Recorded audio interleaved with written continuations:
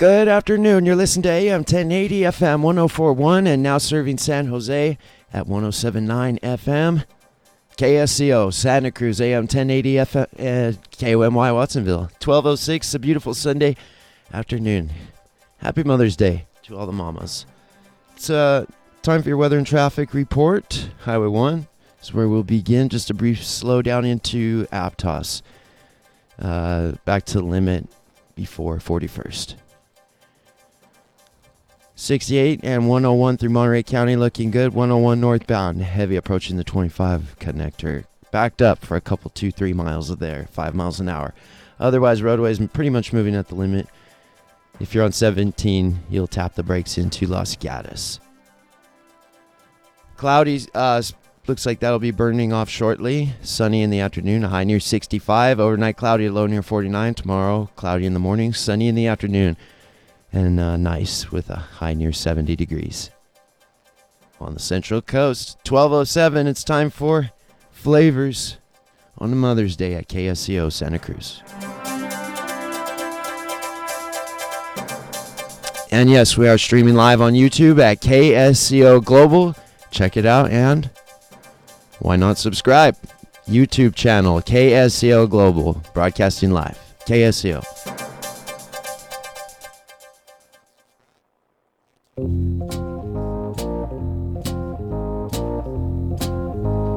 It's time now for Flavors on KSCO, a show about food and wine and all the great things that go along with those two things. If you'd like to participate, our telephone number is 831-479-1080. That's 479-1080. And now we'd like to welcome our two favorite celebrity chefs on Flavors, Greg and Marlene. Hello, everybody. I'm Greg. And I'm Marlene. And you're listening to Flavors. Why?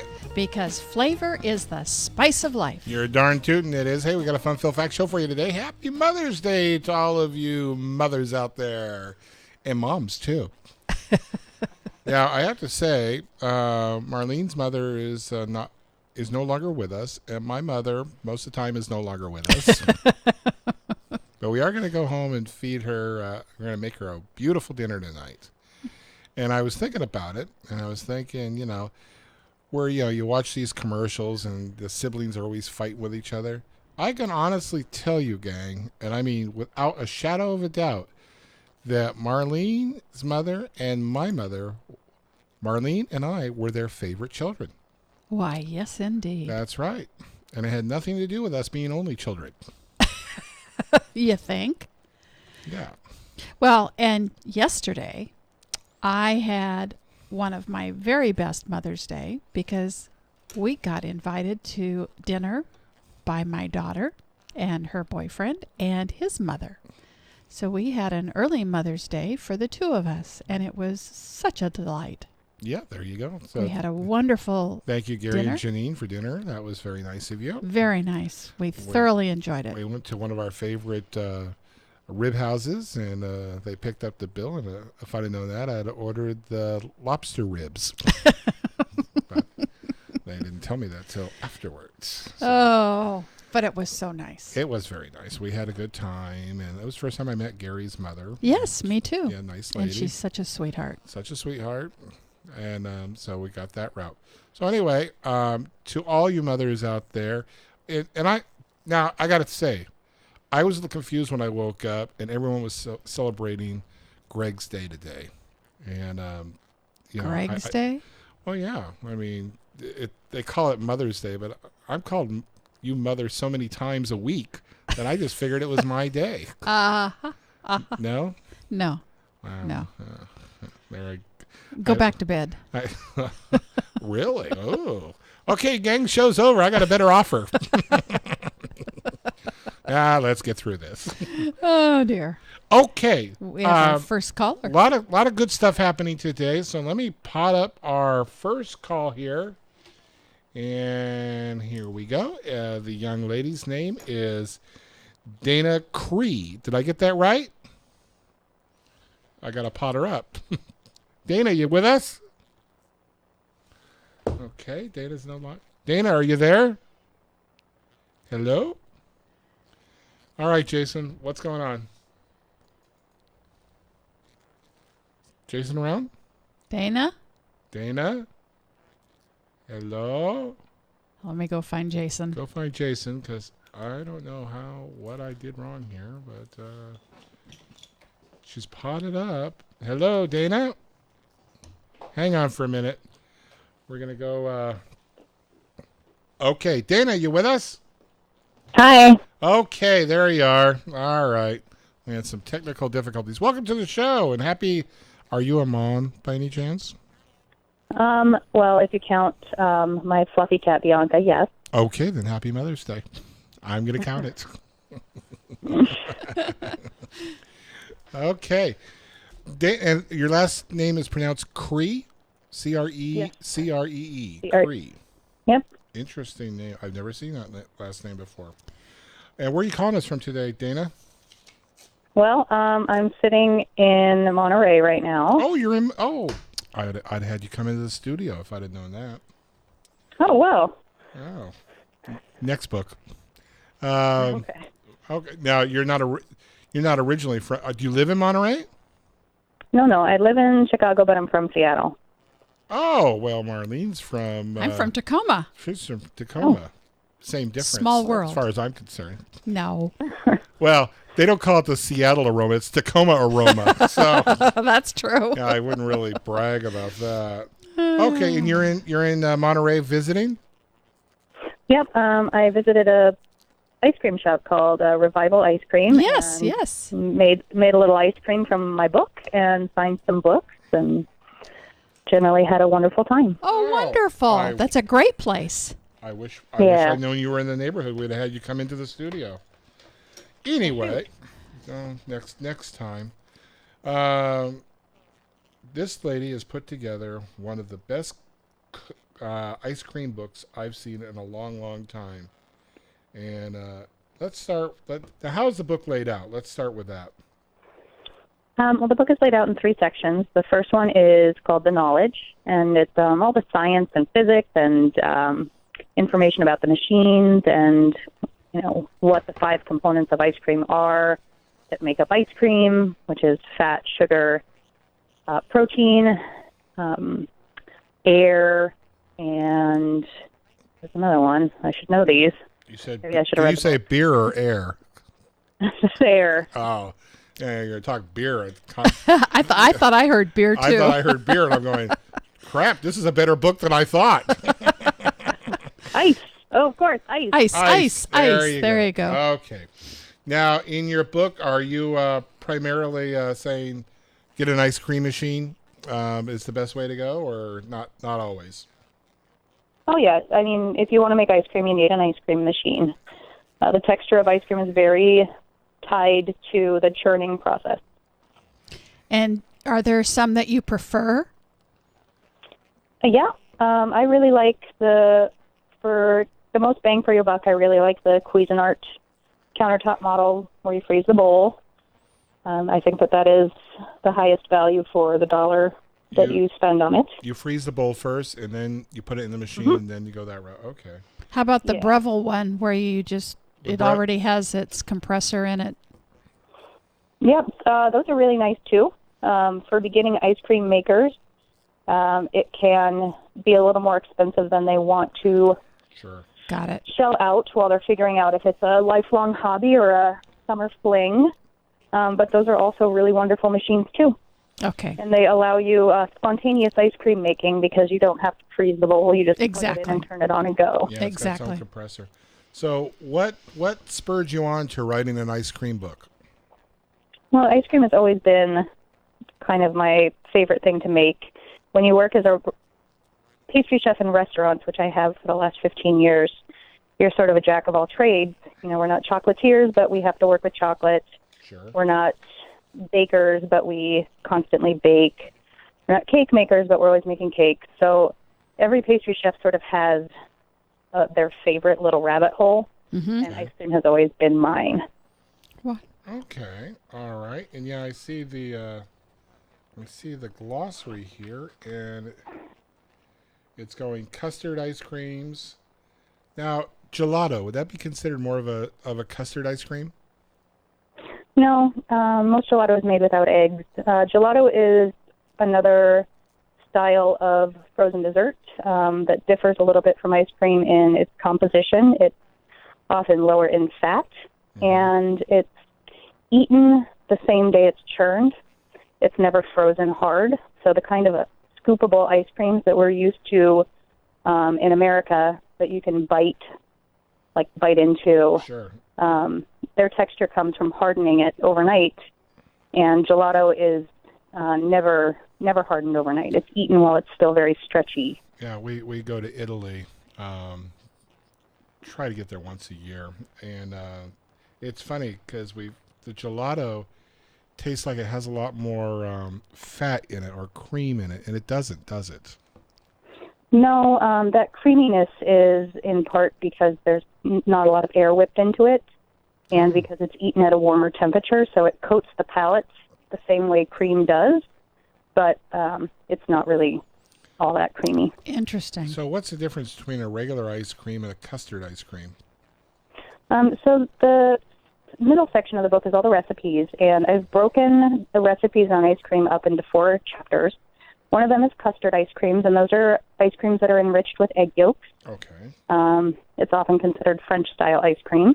Okay. And then there's Philadelphia-style ice cream, which is ice cream that's made without egg yolks. It's only dairy. And that style is so prevalent in the United States that we don't even know it as Philadelphia-style ice cream. We just call it ice cream. Interesting. So- I did not know that. Okay. I'm learning Most of the something ice here. cream- Yeah, most of the ice cream we eat from ice cream shops in the store doesn't have any egg yolks in it, unless, like, you turn it over and look for them. 99% of the time it doesn't have egg yolks in it. And then there's sherbets, which are very low in butterfat and very high in fruit. And I think those are sort of a lost art in ice cream. I'm not sure why they fell out of favor because they're the best way to make a fruit-flavored ice cream. And then there are frozen yogurts, which are not the low-fat, like soft goop that gets injected into cups and topped with gummy bears and cookie dough and anything else you want. These are hard ice creams that just contain a high amount of yogurt as a celebration of the flavor of yogurt rather than a diet treat. Right. The only complaint I have about the book is the bourbon butterscotch ice cream. There's only 2 tablespoons of bourbon. Yeah. That's a lot. Well, alcohol depresses the freezing point of Right. water. So if you put too much alcohol in, your ice cream will turn into slush. So if you read closely, I recommend if you want any more alcohol flavor with your ice cream, just drizzling a little bit over the top. There you go. There's always an answer to get around that. Okay. Yeah. Let's see. Cold pressed coffee ice cream. Now, like with Stone Cold Creameries, and they put your ice cream on a freezing plate and they bounce it back and forth. What's the purpose of that? Well, they're putting custom add-ins into your ice cream, I see. and they just do it to order. And what it does is it sort of mashes the hard texture of it, so you get a texture similar to gelato with customized add-ins. It's a very soft, creamy, like, delicious treat. Okay. Burnt honey ice cream. Ooh. That Yeah, looks really yeah. You can good. caramelize honey the same way you can caramelize sugar, and it makes it even richer than honey is, if you can imagine that. Dana, hang in there. We got a lot more to go with you. We got to take our first break. I'm Greg, And I'm Marlene. and you're listening to Flavors.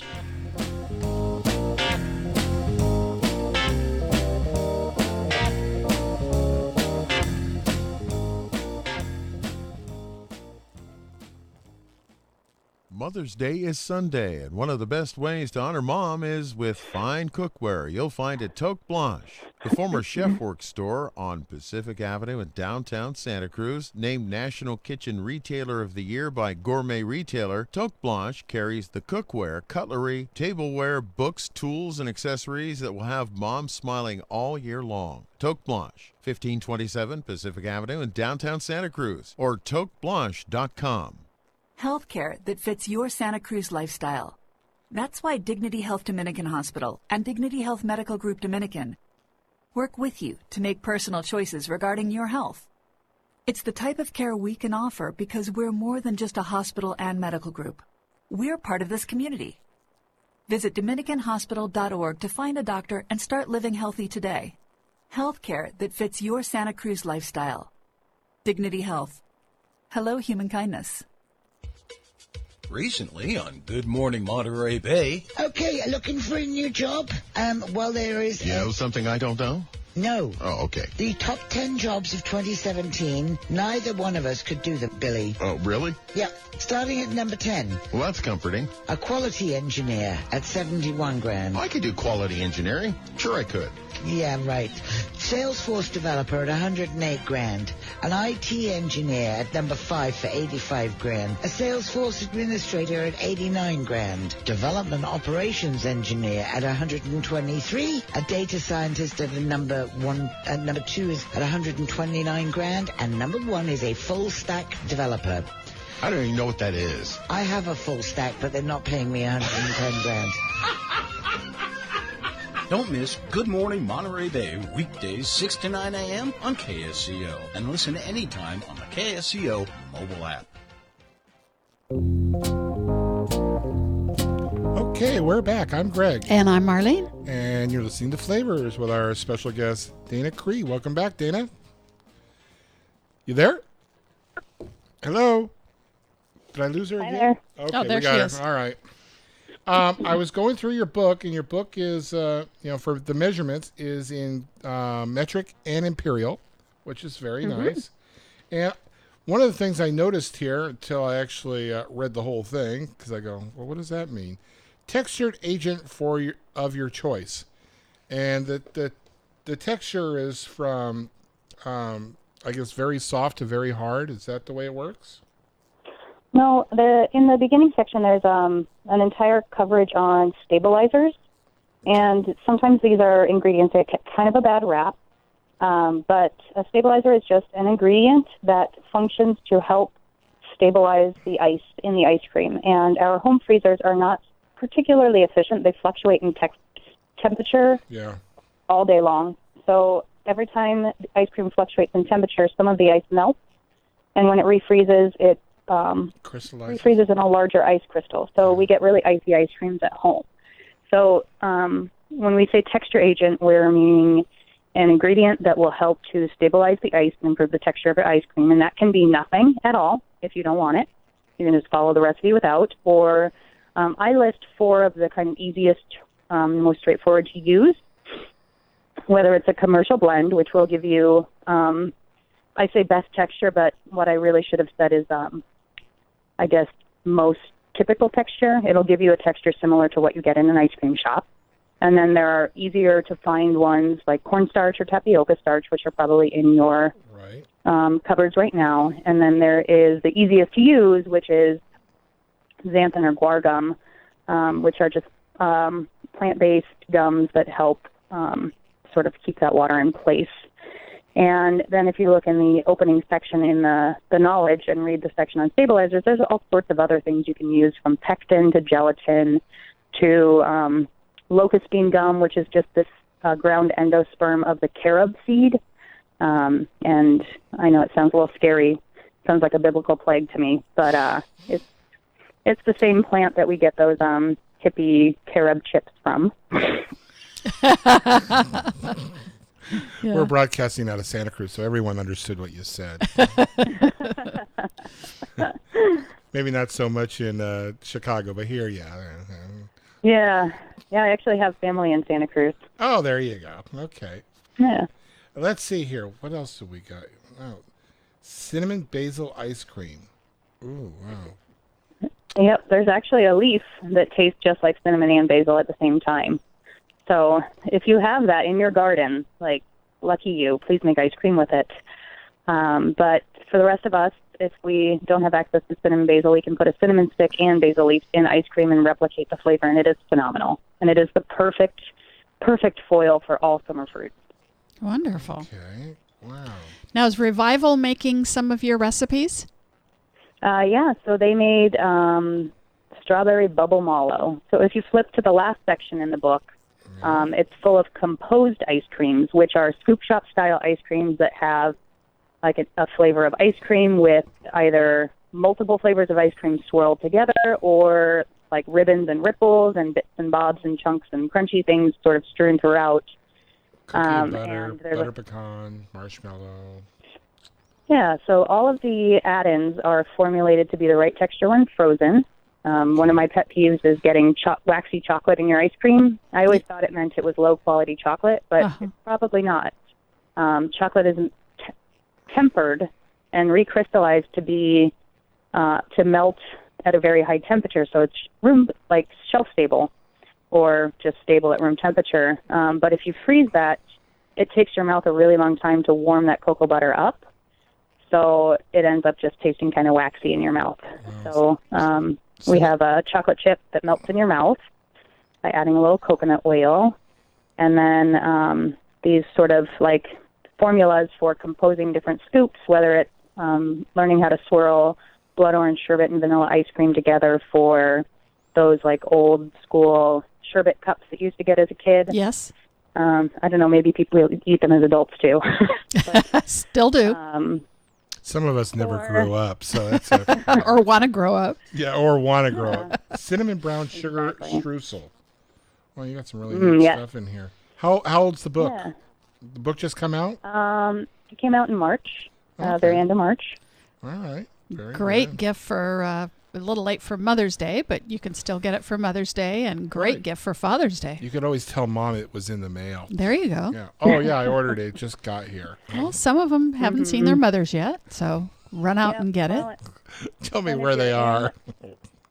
All right. If you're in the Bay Area, we have some at Omnivore Books. I'm doing a signing there Monday. All right. And if you're in Monterey, we have some at Revival. There you go. Okay, so gang, and you did you do a sign? When did you do the signing? Is it already over with? Yep, I did the signing yesterday. Oh, okay. All right.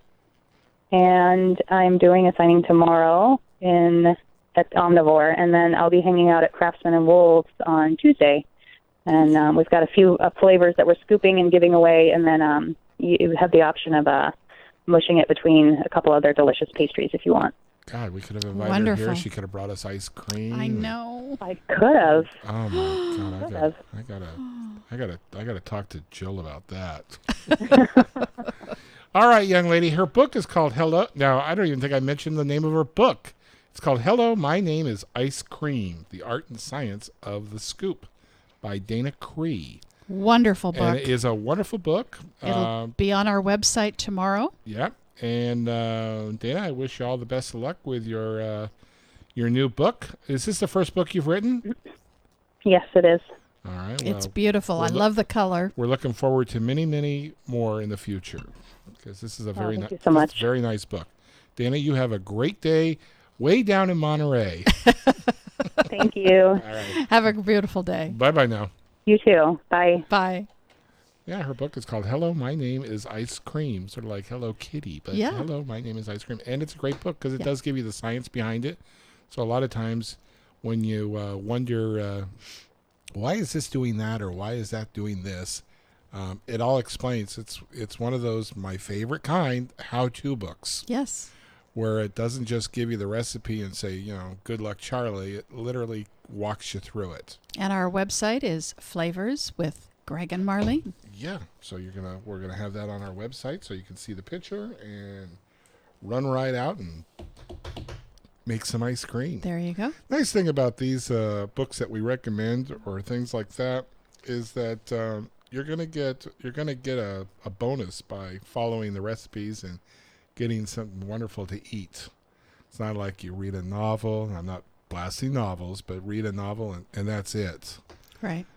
There are benefits to novels like 50 Shades Darker, things like that. And did you know that gelato is less in calories? And gelato is less in calories. Interesting. And, I didn't know the ice cream that we eat here is primarily what they call Philadelphia ice cream. Yeah. I did not know that. I did not know that either. I did not know that. All righty. We've got our next guest lined up, and I'm going to tag him in. And this is a really neat one. This is Jim Rude. Jim, you with us? I'm with you. How are you guys doing? Great, thank you. I won't ask you. Having me. I won't ask you if you're a mother because that would just be rude. Yeah. Okay. All right, now we got that out of the way. Moving right along. Moving Greg. right along. Marlene, Mother, happy Yeah. Mother's Day to everybody out there. Thank you. Oh, thank you, Jim. You're embarrassing me. Anyway, where were we?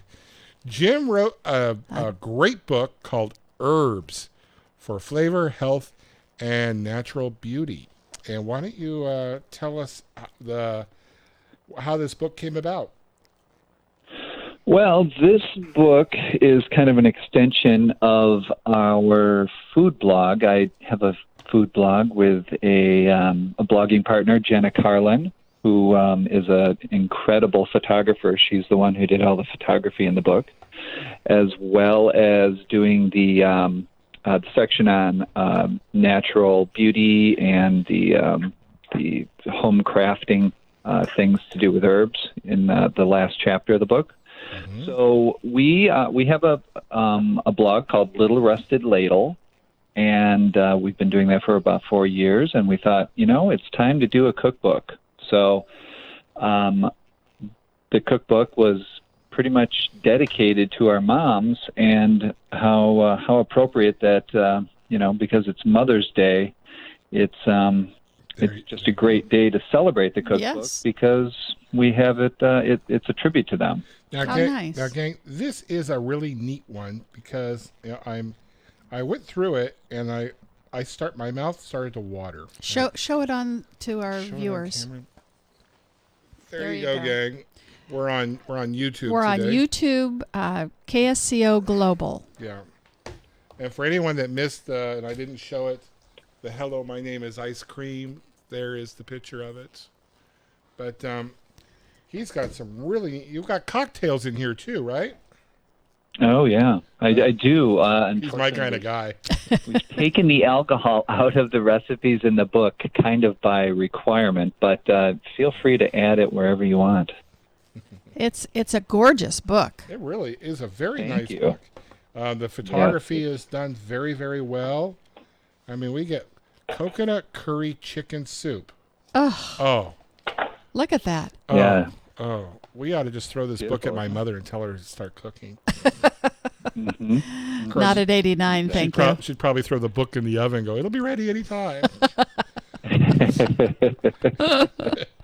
Fettuccine with triple basil jalapeno pesto.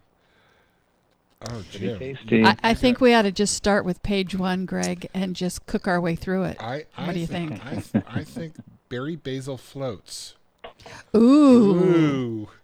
Gang. Yeah, that's the one. If you add some vodka to that, it's pretty amazing. Where are you calling us from today, Jim? I'm calling from Janesville, Wisconsin. Ooh, how's the weather? The weather is fabulous. 77, not a cloud in the sky. A perfect Mother's Day here. Oh, beautiful. And the humidity hasn't hit you guys yet? No, nor have the mosquitoes. Or the mosquitoes. Pretty lucky this time of year. Wow. Wonderful. There was something before we go on break, I wanted to show this. Where was it here? Oh, here it is. Here's another drink. Blueberry Burnett Spritzer. Burnett. Mm-hmm. Oh, look at that. Which also is really Oh, show the viewers. Vodka. Okay. Look at that. And with vodka. Really great. It's a great, refreshing cocktail. And what's really nice about that one is it's kind of a muddled fruit mixture that you cook and make almost like a pie filling a little bit, and then chill it, and then that becomes the mixture that you mix in with your Burnett and your and mint. Now, what is Burnett? Burnett is a salad. Burnett is a Burnett tomato.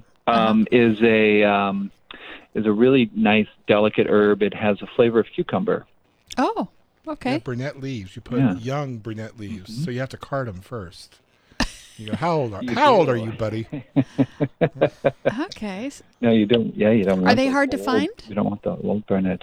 I think most garden centers can get them, or you can order them online and they'll deliver them or ship them to you too. Vidalia onion and chive souffle. Oh, now that sounds You know, heavenly. I've got to admit something to you and everybody else is that when I do these, I set up the week for the books that I have a briefcase, and at the beginning of the week I send out my friendly reminder, and I put the books into my suitcase, and I know that I'm set for the week. And I should have kept this one out because there's a whole bunch of things in here I would have actually made today for my mother. And this would have been one, Vidalia, onion, and chive souffle. Oh, guys, look at that. Yum. That's beautiful. Oh. We'll have to try that one, too. Thank you. Fresh chive popovers. Ooh. Look at the popovers. Look at that. What are popovers? Have you had popovers before? Oh, yeah. No. Oh, yeah, they're wonderful. But these look really They're really great with the chive blossom butter. Oh, and this morning, my wife, I'm not going to mention who she is, but we have some shrimp, and I go, why don't we just take the shrimp to my mother's and we'll cook up some shrimp for us? She goes, no, forget it. Grilled shrimp with chive blossom butter. Damn it all. Look at that. Oh, sorry. Oh, that looks great. Well, you know what? You can do that at our house without your mother for us. And that recipe actually came about because of a photo shoot I did. And everybody loved it so much, I had to write down the recipe, and it made it in the book because of that. That's good. Good. That looks Korean delicious. beef pies. Had those last night, actually. Yeah. I did you? Yeah. I told you to answer the phone. He was probably trying to invite us. Well, the way the airlines are working right Jim, now, I gotta let you know our good customers actually bring us food, but our good guests. So I don't want to say anything. Let's see, peach slushies with sassy cilantro syrup. Oh, damn it! Now Those, you like peaches? Are amazing with a certain spirit from south of the border. Ah, yes, tequila. Yeah. Good thing neither one of you said cockroaches. No. Oh, with some tequila. We're and I'll even Cinco de Mayo. Marlene and I kind of overdid it with our tequila consumption.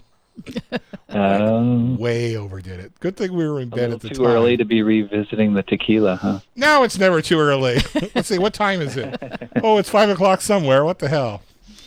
That looks really good. He's got Oh, Jim, hang in there. We got to take a break. We're gonna be right back. Got a lot more to go with you. I'm Greg, and I'm Marlene, and you're listening to Flavors.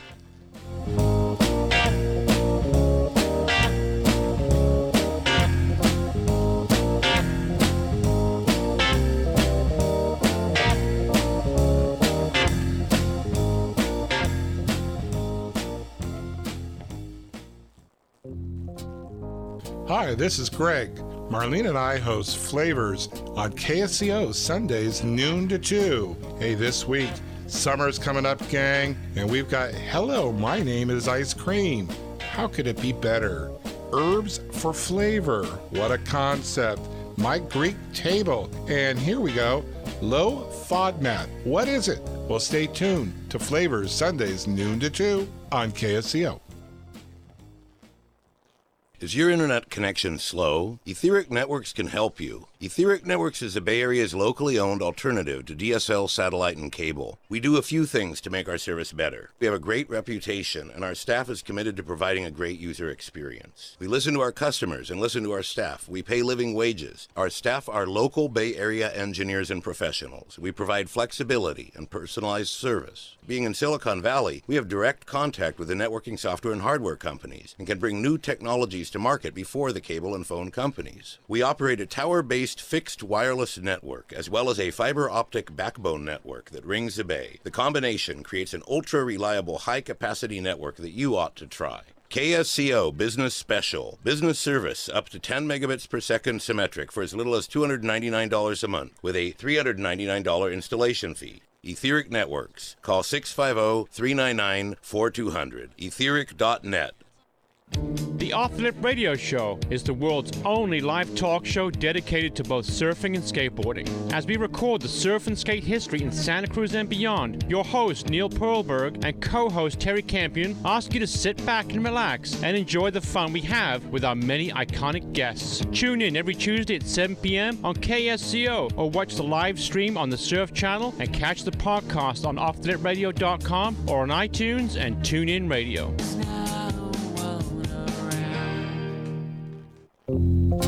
Okay, we are back. I'm Greg. And I'm Marlene. And you're listening to Flavors with our guest, Jim Rood. And he is the author. And who's your co-author? Yep. Jenna Carlin. Jenna Carlin. Okay. Do you both run the blog or? Yes. We do. Okay. We do. All right. All right. They wrote a book called Herbs for Flavor, Health, and Natural Beauty. They spell herbs wrong. They have an H in front of it. Sort of like, why would anyone want to go out and have Thai food? Yeah, Thai food. But they spell it that way. So anyway. Martha says it right. Martha? Well, that must be a good thing then. Okay. Yeah. Here we go. Follow what Martha says. It's all about what Martha says. That's right. Sweet corn and coconut soup with dill.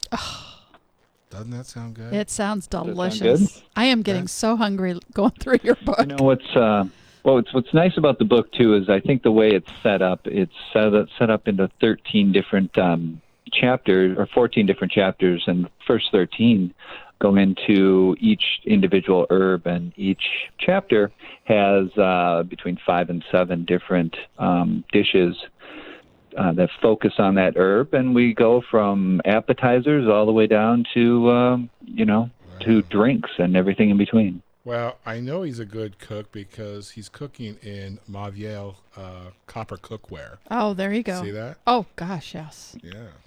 Okay. It's one of the old pots. It's thick. Oh. Yeah. That's what I cook with. I'm a sucker for kitchen equipment. Oh, we are too. Believe me, it looks like an addiction. The kitchen store threw up in our kitchen.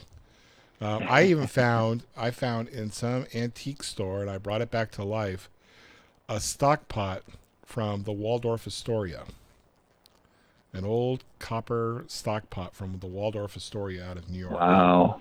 Yeah, and I have, I think, 2 other pots from King Louis, the Sun King's kitchen from France. So those are his prize pieces. And I use them. They go, oh, you're going to shine them up. I go, nope, not going to shine them up, and I'm going to use them. And they work just perfect. Let's see here. But the Waldorf Astoria one is pretty cool. Let's see what else we got going here. You have a favorite recipe in here? Actually, one of my favorite recipes is the one we just had for dinner last night. Answer the phone next time. Rosemary mac and cheese. Ooh. What page is that on? Do you have a page on that? It's in the rosemary section. I'm guessing somewhere around 141. Okay, then I'm going to go back. Rosemary chicken mac and cheese, and it is loaded with flavor. It's an incredible mac and cheese. This is not your mom's mac and cheese or Kraft's mac and cheese. Oh God. This is my mom never cooked mac and cheese, so it could be anyone's mom for me. She didn't? Mm-hmm. She didn't. No. Oh gosh. I was on I love that, or the porchetta ribs. You look up Latchkey Kid. There's my picture. Rosemary chicken mac and cheese. Oh wow. Oh, we've got to make that one. We got to make that one. I think we're just going to really good. Pull this book out and just start going through. Let's see here. Yeah, we've got over 80 recipes that showcase the herbs, and every page has double color photography. There's no empty pages. You went the all out. The photography is incredible. Beautiful. Yeah. Sweet potato cakes with lemon balm Java butter. Yeah, those are wonderful too. We were watching I'm a little biased though. Yeah, I would not. No. We were watching a show this morning before we left called Delicious Destinations. Yeah, it's on the Food Channel. Mm-hmm. And they were in Geneva, and they showed this one dish that it was like a fried potato cake, like a latte, and they were showing how to make it and everything else. And then they were putting the steak and kidney mixture on the top of it. Almost looked like a beef stroganoff style, but this would really be good with that. Oh, look at the color in that. I know the photography and is it's funny, phenomenal. And it's funny because on the drive in, I said, why don't I'll make that, because you cook it with, after you boil the potatoes and you grate it, you cook it in a small pan with clarified butter or ghee, and that's what gives it its crispiness, and it's very rich. But I said, because we're trying to watch our diets, and I'm actually trying to lose weight. I said, why don't we use it with sweet potato? Because sweet potato is actually better for you than regular potato. Well, the book would be perfect for you because there's an awful lot of vegetarian and gluten-free recipes, and since herbs have a lot of health benefits, like reducing inflammation. Yep, and different things. It would be a great book for you, or of course all the listeners out there. Yes. No, this is a Flavor's favorite.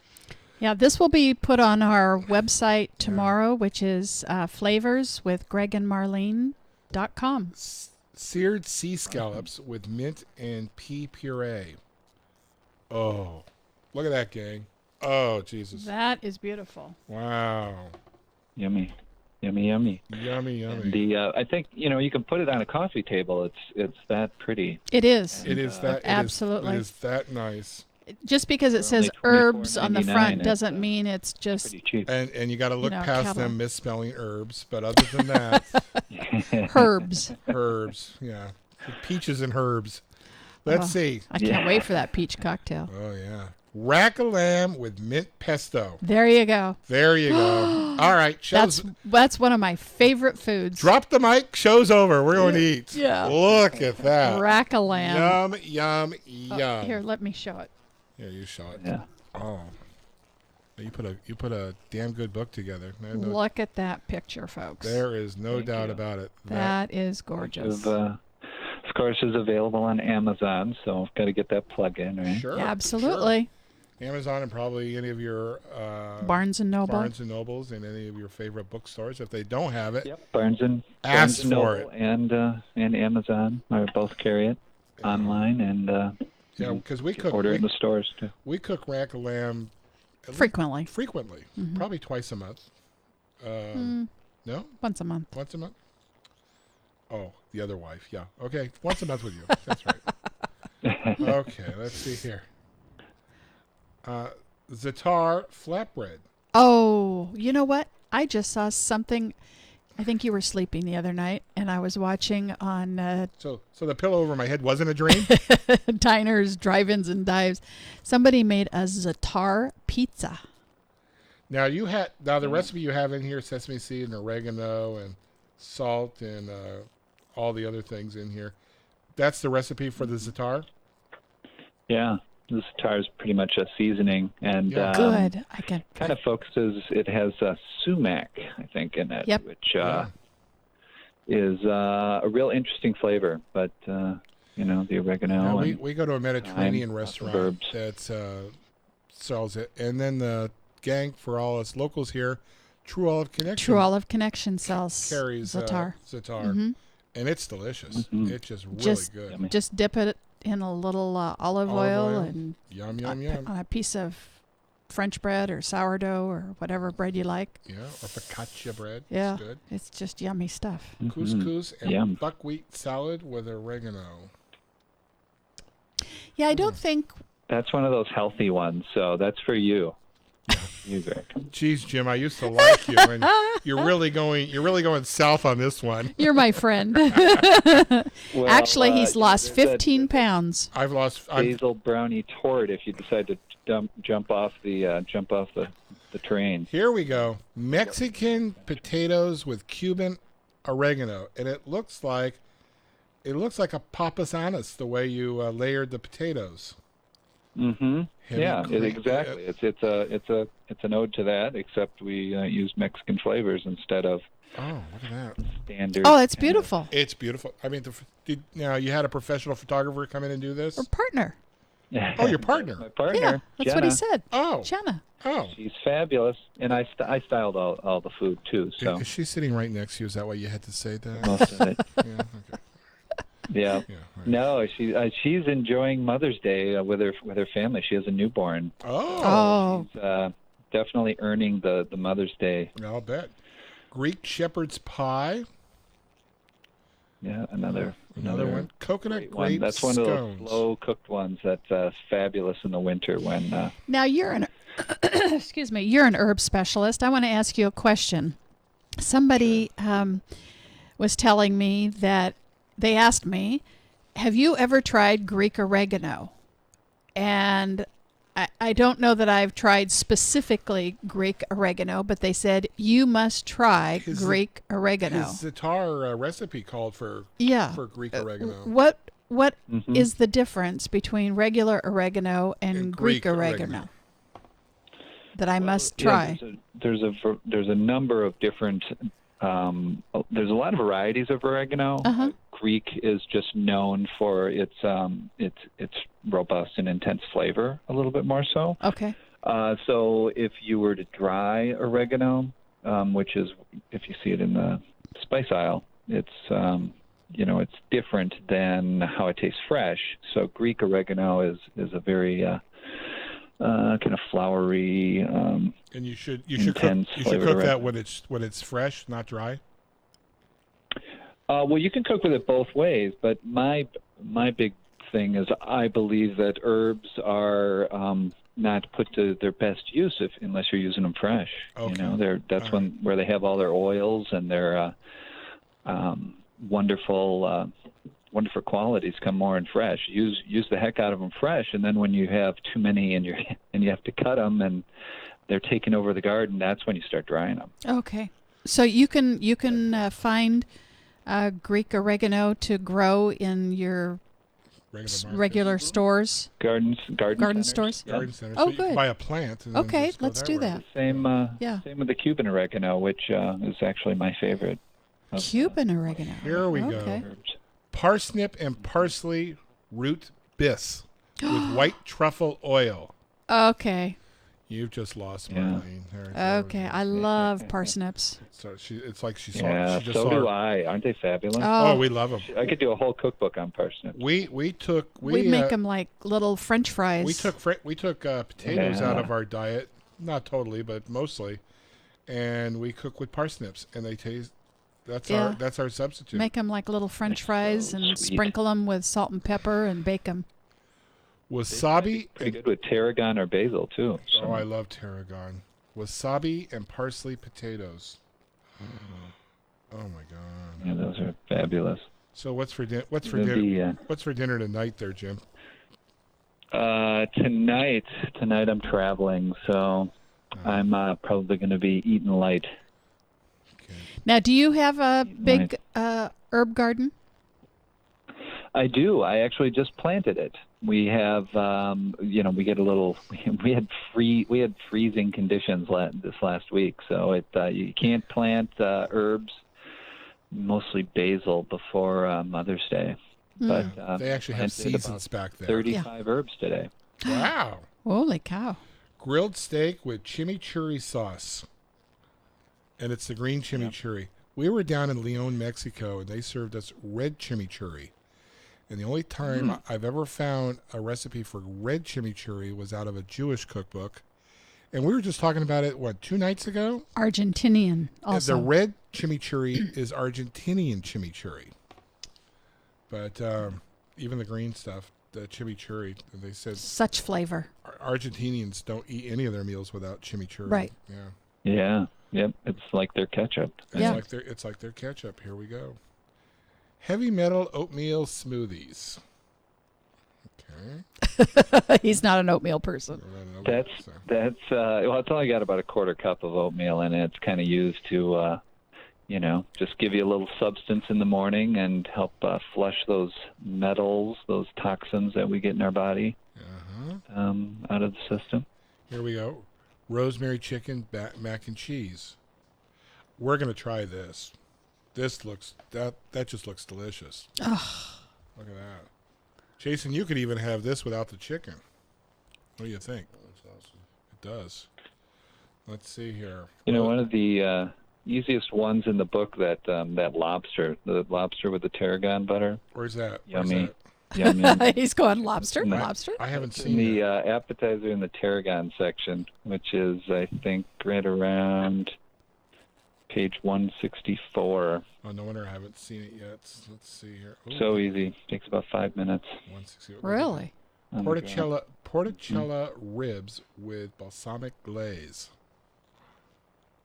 Yeah, that's a play off of the, and you wrap the porticella around the ribs? Porchetta, and from Tuscany, right.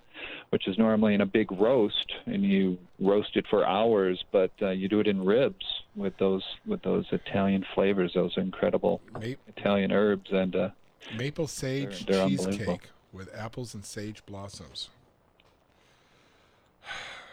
Here we go. Grilled lobster tail with tarragon chive butter. Ooh. Wow. You think my mom, we put enough kibble out there for her so we can go home and cook? Okay, well, I know what I'm going to do with all those pots on my patio. Yeah, start planting some herbs. Oh, my God. Well, and, I want to make sure all the readers or the listeners know, too, that when they plant those herb gardens, they're not just for looks. You got to keep cutting those. They keep growing and getting bigger the more you pick them. Jim, we're out of time, unfortunately, or I could just... I'm so hungry. Next book you should have is you should have like a licking book. Scratch and sniff. Not sniff. Scratch and lick.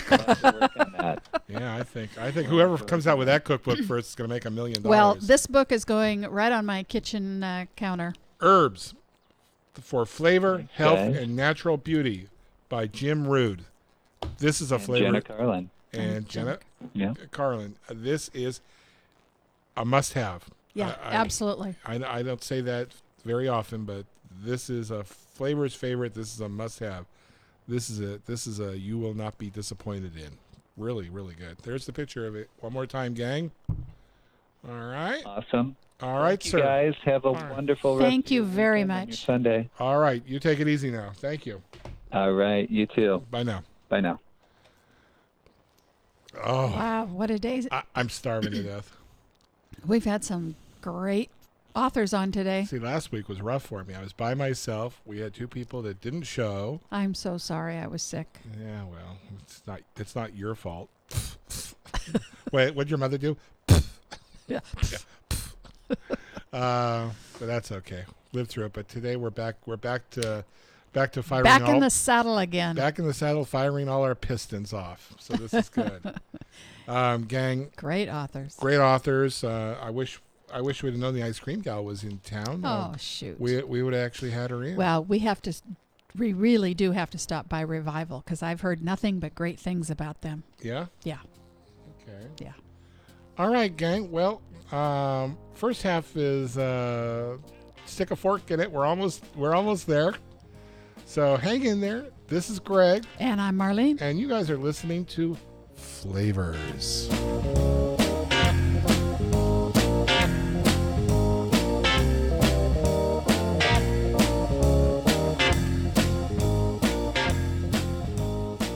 KSCO. CBS News, I'm Deborah Rodriguez. The work week will begin the way it ended for many, with a massive hack attack messing up vital operations around the world. KYW reporter Andrew Kramer has details from Philadelphia. Drexel University professor Rob DeVidio studies high-tech crime. He says users affected by ransomware get tricked into clicking on links which download malicious software into your computer, preventing you from using it. In this case, they're asking people for $300 to unlock your machine. He says this whole situation could worsen as the work week begins. In certain countries, the business week was done already. When they go in and turn on their computer computers Monday, you're going to have the further spreading. But if you become a ransomware victim, make sure you have access to a very recent backup. And under no circumstance, he says, should you pay the money. Andrew Kramer, CBS News, Philadelphia. North Korea launches another missile, the 7th this year. U.S. military officials say it did not appear to be an intercontinental ballistic missile. This one landed in the sea near Russia. What to do about it? U.S. Ambassador to the UN, Nikki Haley, on ABC. There's a lot of sanctions left that we can start to do, whether it's with oil, whether it's with energy, whether it's with their maritime ships, exports. We can do a lot of different things that we haven't done yet, so our options are there. But what we have to do is send a strong, unified message that this is unacceptable, and I think you'll see the international community do that. Lawmakers on Capitol Hill are mulling over the next step after President Trump fired his FBI director, James Comey, last week. Republican Senator Lindsey Graham on NBC. We need to have Comey come before the Judiciary Committee and clear the air. Did the president ever say anything to the director of the FBI that would be construed as trying to impede the investigation? In a tweet last week, Mr. Trump alluded to the possibility of a taped conversation with Comey before the firing. Adam Schiff, top Democrat on the House Intelligence Committee, on CBS's Face the Nation. If there are tapes, of course, that would be the best evidence of what took place. If they exist, Congress needs to get them. If they're not provided willingly, Congress should subpoena them. And if they're not in existence, if this was yet another fabrication by the president, he needs to come clean about it. The president expected to name a new FBI director by the end of the week. A key section of highway through Atlanta is back in business. It had been a month and a half of frustration for drivers trying to get around the damage and rebuild the section of interstate. Officials opened one direction Friday night, followed by the other 24 hours later. It was a fast-track rebuild done well ahead of the projected reopen for mid-June. Crews working 24 hours a day, 7 days a week. The contractor earning a $3 million bonus for getting it all done so quickly. A homeless man faces charges for setting fire to the bridge. Edgar Tragitz for CBS News, Atlanta. In Paris, a 21-gun salute as Emmanuel Macron is sworn in a week after he was elected the new president of France. This is CBS News. After all the sleep you cost your mom through the years, it's time to give it all back. I'm Scott Tannen, founder of Boll & Branch. This Mother's Day, give your mom the gift she deserves, great sleep on Boll & Branch sheets. Our sheets are handcrafted from 100% organic cotton. They get softer over time. We guarantee she'll love them. She can try them risk-free for 30 nights. Now through Mother's Day, get $50 off your first set plus free shipping at bollandbranch.com. Promo code SLEEP. That's bollandbranch.com. Promo code SLEEP. Wouldn't it be great if you could stop crime before it happens? With the Ring Floodlight Cam, you can. I'm Jamie Siminoff, inventor and founder of Ring. Floodlight Cam is a motion-activated HD security camera that connects right to your phone, so you're alerted when anyone steps onto your property. You can now see, speak, or even sound an alarm right from your phone, anywhere, anytime. Does your floodlight prevent crime? Ours does. Go to ring.com/advantage and save $150 off of a Ring of Security kit. That's ring.com/advantage.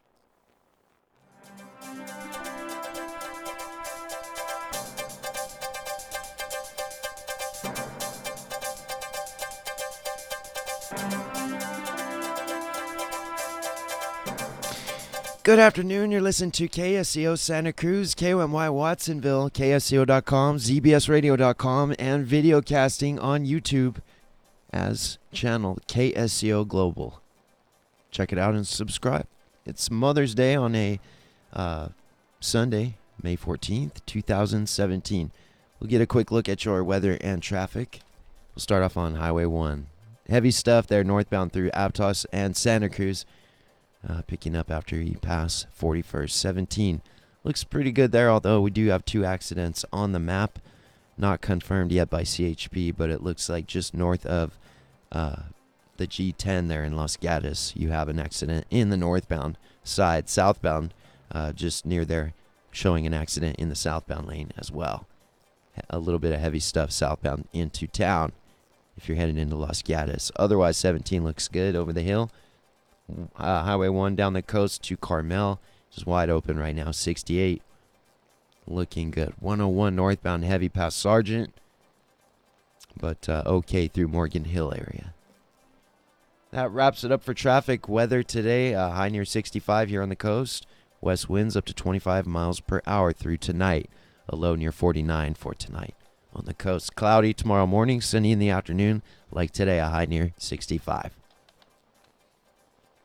You could pick up your longevity stuff today through the day. I'll be here till 8. 2300 Portola Drive, Santa Cruz. Check it out. We're stocked up.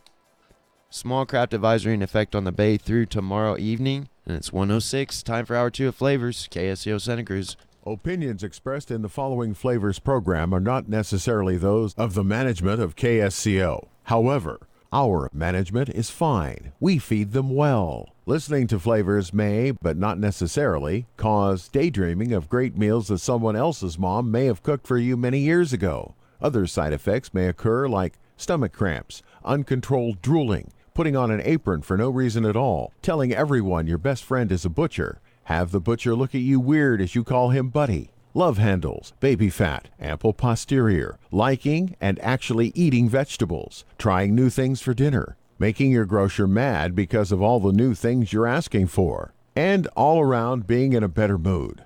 If hunger or drooling persist for more than 4 hours, call your doctor or call into the Flavors Show. Don't say you weren't warned. Flavors. Hello, gang. I'm Greg. And I'm Marlene. And this is Flavors.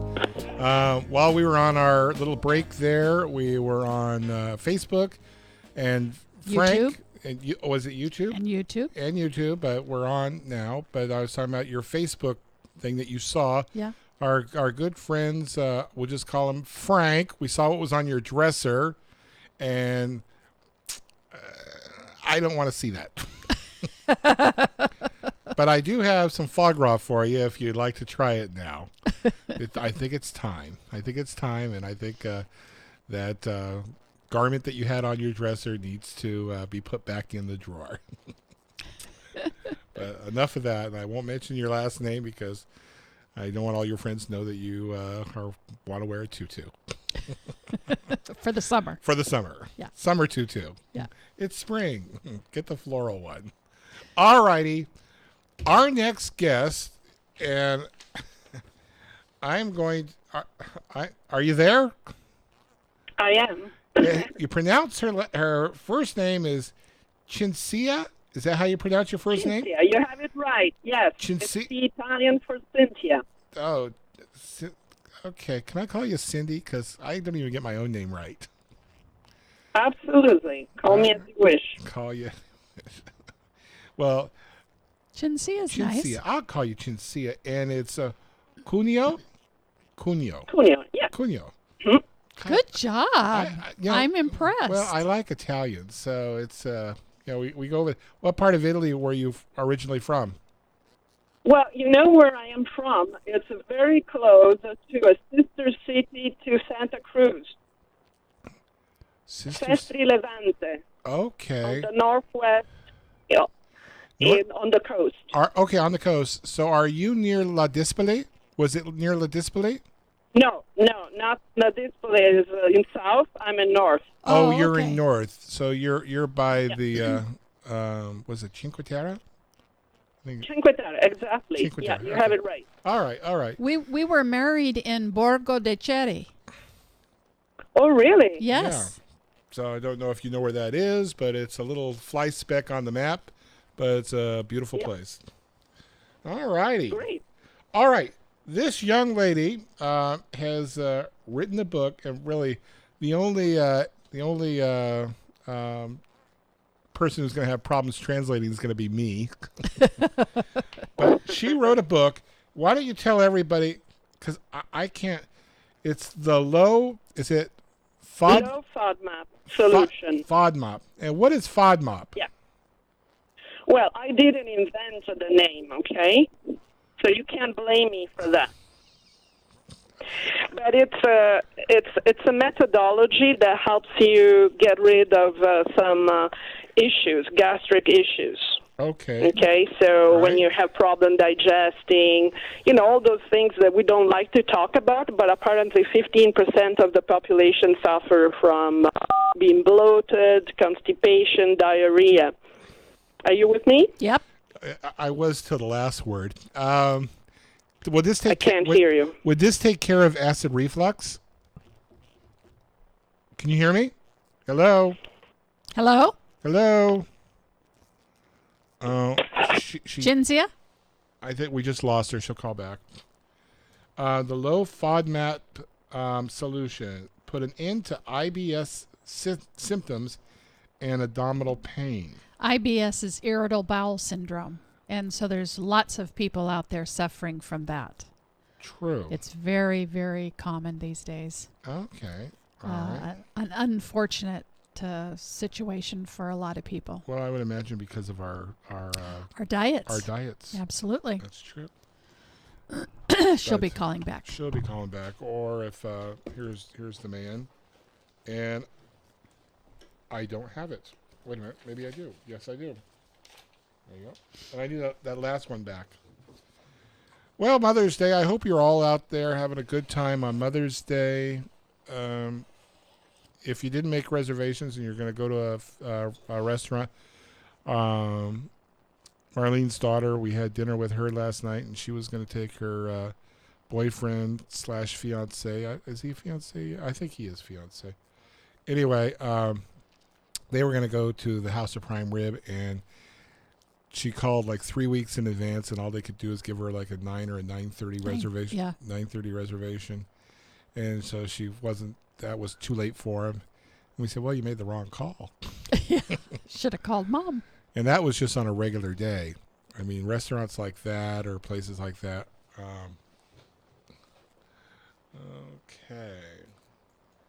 Okay. Are you back with us, young lady? I am. I got the impression you didn't want to talk to me. Oh, no, not at all. I always talk to Italians / Canadians because you're very polite and you know how to cook. So yeah, and I love the accent. And the accent we can't get enough of. So you were talking about diarrhea, and then all of a sudden, someone had to go. I thought you didn't want to hear about it. Oh no. No. We always like a good bowel movement around here. So. Okay, I can explain to you what FODMAP stands for. Yes, please. It's an acronym. So the F means fermentable, and ODM is oligosaccharides, disaccharides, and monosaccharides, and polyols. So it seems like very strange names or whatever, but it's just carbohydrates that are fermenting in the intestine and are creating lots of gas. So people that suffer from these digestive problems, they have all these bacteria that are eating this food, and it's fermenting, and they love it. It's like fast food for them, but it's not very good for the belly. And so not for these people. And these are very regular carbohydrates that you can find naturally in very good food. Okay. So this is not a problem for people that eat badly, like fast food or whatever. These are the problem that people that are eating things that we're supposed to eat, like honey, like apples, like garlic, like onions. And they're having problems with those foods. Yeah, and they're having problems. And sometimes the problem, really, if you know somebody that has that problem, it can be really limiting even the social life, because they have cramps, and then when they're invited for dinner, they don't know what to eat. They don't want to feel like a fussy people that don't eat this and don't eat that. Mm-hmm. But it's a real problem. Okay. And so and this diet helps you really understand what are the issues, and it's been invented by some Australians by the University of Monash in Melbourne about 10 years ago, and now it's becoming more and more popular because it's a very simple way to take care of the problem. There are no pills that you can take. Can you reverse this situation? I mean, by eating properly or eating out of like this book, absolutely, you can reverse it to become part of the regular population? Yes. In fact, it's called irritable bowel syndrome because the people that have this issue, they becomes really, their belly is like irritated. So sometimes they eat and they feel great. And some other times they eat the same things and they don't feel great. And so they don't understand, because also psychologically, not knowing what is bad for you, it gives you a level of anxiety that everything will be a problem. So with people with this affliction or condition, they can control it, they can get it under control. But is it sort of like diabetes, where once you're a diabetic, you can get your blood sugar under control, and you have to keep it under control, or it's going to come back? Would this be the same thing? Same kind of? Well, in a sense, yes and no. Sense, because it doesn't cure, but because you really manage your issues, you understand what is wrong for you, then you can eliminate for life. So let me explain just a little bit. There is a first phase where you need to eliminate all these carbohydrates. So you really have a chance to give your belly a rest. So you don't eat wheat, you don't eat onion, and all these. It's a long list, okay? That can be a little bit scary. Is that in the book? You still eat very well. It's in the book. Yeah, all right. The book has actually 130 recipes that are delicious. You can see there are ways to live happily, even without onion and garlic. And anyway, as I say, you don't need to give up to those for the rest of your life. It's just enough to feel good. Some of these people really, after 1 week or 2 weeks of eating like this, they feel like, they've never been so well in their life. And so it's really effective. And then after that, you need to go through a reintroduction phase. So you reintroduce all these foods, but you reintroduce one category at a time. You remember I said that there were oligosaccharides and disaccharides and monosaccharides. So you kind of have one week you do one type, and then the following week you do another type. So you identify that the good news is that not all the FODMAPs are really causing the problem to a person. So there's maybe only 2 or 3, and so you understand your level, and after that you can eat the rest of your life just knowing how much of each FODMAP you can eat. So let's say that you discover that the onion is a real problem for you. Well, tomorrow you have an important meeting. You don't eat tonight an onion soup. But if you're on vacation tomorrow, you may even eat it, because you will be able to understand what's the problem and how much you can eat of each. Okay. Or you don't care about the people sitting next to you. Just kidding. In a sense. Okay. But you will not have to. And, I'm speaking about this because, as you mentioned, I've written a book. But really, what I have a service, an online service that helps people doing their meal plans. So it's both in English and French, because we're located in Canada, and even in Italian. It's called soscuisine.com. And on that, we offer online some of these diets. So you can have the book, or you can also come on the website. And we've been offering that for a few years. That's why I know that it works, because people are telling us. Okay. Interesting. Well, I was looking through. This book's is put out by Robert Rose, our good friends up there in Canada. And I was looking, and one of the pictures was blue cheese turkey burgers. And gang, it looked delicious. So I went over to the blue cheese thing, and the page before that was chicken salmon boca. And then, I mean, everyone who knows me on this show knows I like to eat filet mignon with a creamy paprika sauce. Mm-hmm. It looks yummy. Very, very good. I'm going to have to So try the that. recipes are fabulous. Oh, yeah. I mean, here was one prosciutto-wrapped pork tenderloin. There you go. How the hell do you beat that? It's very, very simple. Only few ingredients, less than 5. I mean, it's very easy. So, yeah, we wanted to demonstrate that life can be, easy, that implementing this diet is worth doing, and you don't have to suffer for this. And all the family, if somebody is alone, it's okay, but you can't really make sure that you want to make sure that the whole family is eating in the same way, to not to have to cook too many meals, and nobody's going to complain. So really, we took a lot of time to understand how to make something really tasty, even without onion and garlic. I'm insisting on those two because normally people always say, "Oh no, I can't give up to that." Hang in there, young lady. We got to take a break. We're going to be right back. I'm Greg, and I'm Marlene, and you're listening to Flavors.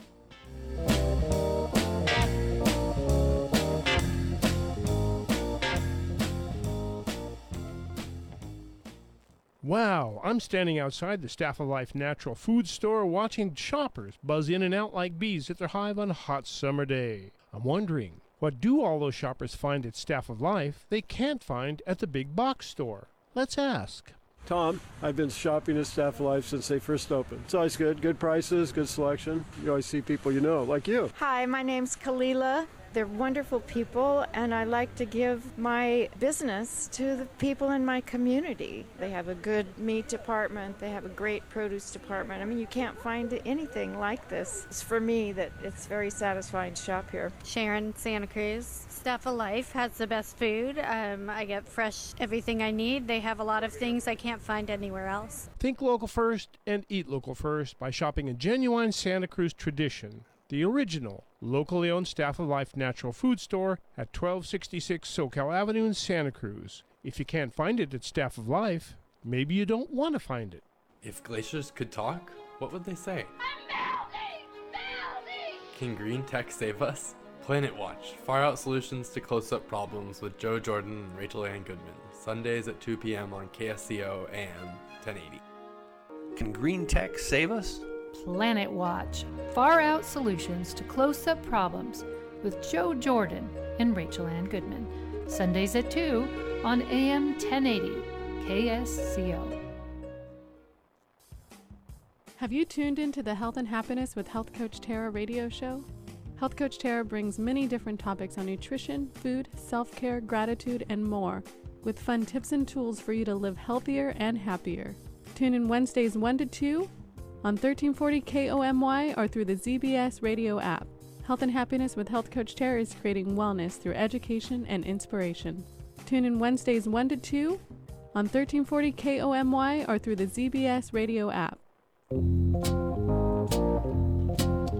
Okay, this is Greg. And Marlene. And you are listening to Flavors with our very special guest. And I'm gonna try once again. Let's see here. It's Cinzia. Cinzia, right? You got it right. Cinzia Cunio. Cunio, yeah. Cunio. Okay. Cunio. All right. Yeah. Cinzia, are you a mom? No, I'm not, unfortunately. Okay. All right. Well, you have a cat or a dog or anything like that? Well, I have, yes. I have an extended family, so I have some adopted kids. I mean, I borrow other people's kids. You're a smart girl. To Montreal to study, and I take care of them, yes. And then you can return them when you're tired of them, right? That's sort of like being a grandparent. You go in, you hop them up on sugar, you hand them back to the parents and go, payback. Well, happy Mother's Day. Anyway, thank you. We were going through slow cooker pulled pork. Oh. And we love our pulled pork. And you know what we cook our pork in? We cook it in root beer. Oh, okay. And it's I make my own root beer. She makes her own root beer with some vanilla extract. Sort of like, do you guys have A&W's back there? A&W root beers back there? I don't think so. I think that's a West Coast thing. No. Anyway, you put a little teaspoon of vanilla extract into your, like on a soda stream or something like that. Mm-hmm. You will fall in love. It is that good. Bacon, lettuce, cheese. Oh, wow. She's got some really great things in here, gang. I think I asked you before. I guess if your gut's in good order and you're not having, IBS, would that help with acid reflux at all? In a sense, yes, because sometimes that kind of, you get gas that is originated really lower, but it comes up. So some people do find some relief with this diet, depending on the type. Okay. Yeah. And I would like to add one thing, if I may. You may. That with this book, you also have a free access to an online support group. So we do have a dietitian that will answer, for example, that kind of question that you ask. She will be able to. So we are helping people on a private group on Facebook, and they can ask questions, things that they haven't understood on the book. So that's why it's so successful. There is studies that have demonstrated that this diet is effective for 75% of the people with IBS. So in our case, it seems even higher because we're helping implementing the diet. Well, gang, that would be the price. That would be well worth the price of the book. In fact, this is one of those one of those rare opportunities where, literally, you call in once, the book is free. There you go. So, look at it that way. If you're gonna, you can call up to talk to a professional dietitian. If you go make a doctor's appointment to a dietitian, you're gonna get charged for it. Yeah. The book is so. Tell our listeners where they can get this book. You can get this book on. How long's the book been out for? I think you can get it at Nobles. I mean, I used to live in Minnesota, before coming to Canada. And an old colleague of mine sent me a note that he found the book he was looking for, and he was so surprised to find my name on the book because I was doing other things in my life before. Okay, yeah, being okay, great. Spinach with raisins, mint zucchini, grilled vegetables. Yeah. And this there is a lot of emphasis on vegan options in the book. Yeah. Because unfortunately, these sugars, these carbohydrates, of course, they are into fruits, vegetables, and legumes. So if you're a vegan, it's particularly difficult to implement the diet. So we're trying to help with that. And, there is as I said before, 130 recipes in the book. And on the website, which is called soscuisine.com, there's 500 low FODMAP recipes. So you can even add your allergies. Let's say you want to eat the low FODMAP diet, but you're vegetarian, you have an allergies to mustard, and I don't know, you don't like peaches. Well, you can say that into your profile, and you have a menu that it's taking care of your particular intolerances or allergies or simple dislikes. You just hung up on her. Nope. Okay. Wow. So it's pronounced FODMAP. FODMAP? Yes, FODMAP. FODMAP. Mm-hmm. Okay. The low FODMAP solution. All right. And did you say how long the book's been out for? Well, it came out in end of March, but we had prior to this, it was written in French. It's been published in Canada and in France, and we had an Italian version in Italy, because as I mentioned before, I'm Italian.